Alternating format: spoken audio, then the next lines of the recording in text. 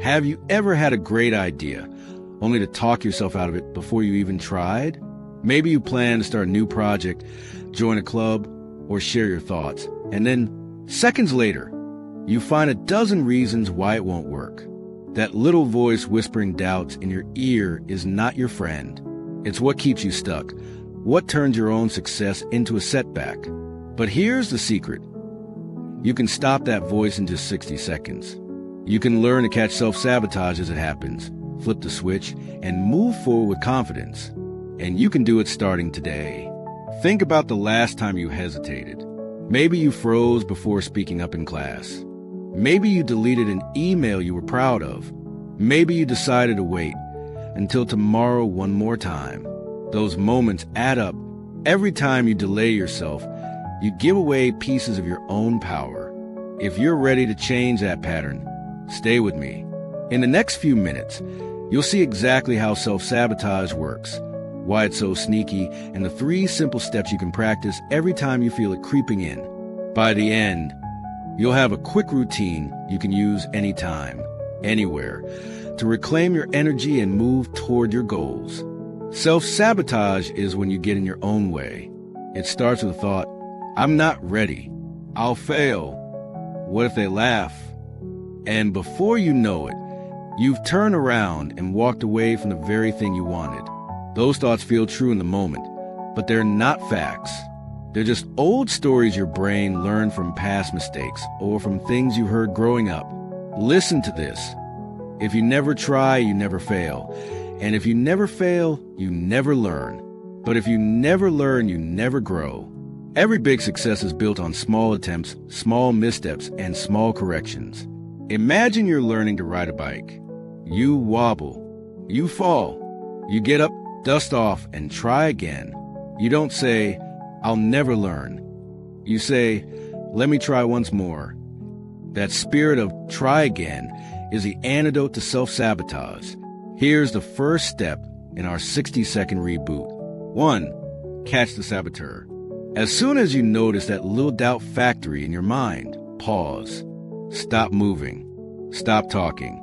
Just notice. Maybe you feel your heart speed up. Maybe you tense your shoulders. Or maybe you hear words like, I can't, or I'm not ready in your head. That is your saboteur. Naming it out loud. There's that doubt again. Pulls out of the shadows and into the light. In one breath, you've gone from I'm sunk to, oh, that's just my fear talking. 2. Question the story. Next, ask yourself 2 simple questions. Is this guaranteed to be true? And what if it's not? Most of the time, the answer to the first question is no. You don't know for sure that you'll fail or be embarrassed. And the answer to the second question opens a door to possibility. What if I succeed? What if I learn something new? What if people appreciate my effort? That moment of curiosity diffuses fear and gives you a chance to see things differently. 3. Take one tiny step. Finally, do one small thing that moves you forward. Anything. Send that email. Write a single sentence. Stand up and speak one thought. That small action rewires your brain. It says, I'm not a victim of my doubts. I'm the author of my story. And in just 60 seconds, you've gone from stuck to moving. Let me share a quick example. Last month, I wanted to pitch an idea to my local community group. My mind shouted, they'll think it's dumb. You'll embarrass yourself. I felt my throat tighten, but I remembered the 60-second reboot. I stopped, said to myself, there it is again, fear, and asked, is it certain they'll laugh? Of course not. Then I sent a short message. I have an idea I'd love to share. Can we chat? That tiny click sent my heart racing, but it also set everything in motion. They loved the idea, and now I run a weekly workshop. You see, every success story starts with one brave, small action. The more you practice these 3 steps, the faster you'll catch your saboteur and the less power it will have. Soon, you'll notice doubts less and take action more. Now, let's dive a bit deeper into why this works. Your brain is built to keep you safe. It looks for danger, even if that danger is only in your imagination. Self-sabotage is your brain's way of saying, hang on, you might get hurt.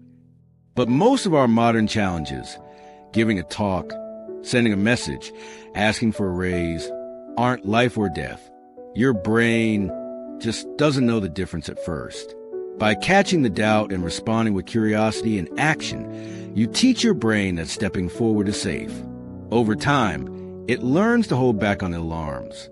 Here's another practice you can layer on top of the 60-second reboot. It's called a success snapshot.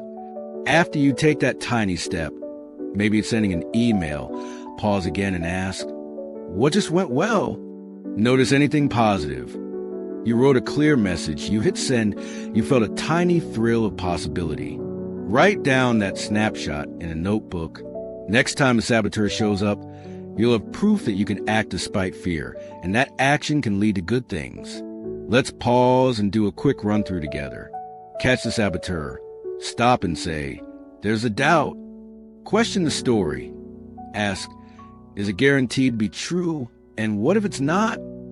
Take one tiny step. Do one simple forward move right now. Success snapshot. Notice one positive thing and jot it down. You can practice this in any situation. Before you speak, before you write, before you try something new. And each practice makes the next one easier. When self-sabotage sneaks back, and it will, you're ready. You've built a new habit. You've taught your brain a new trick. Self-confidence isn't about never feeling fear. It's about feeling the fear and doing it anyway. If you found this useful, try it in the next hour. Notice one doubt, run your 60-second reboot, and share your success snapshot in the comments. Let's build a community that catches doubts and turns them into dreams. Remember, success isn't a destination. It's the sum of small steps taken again and again.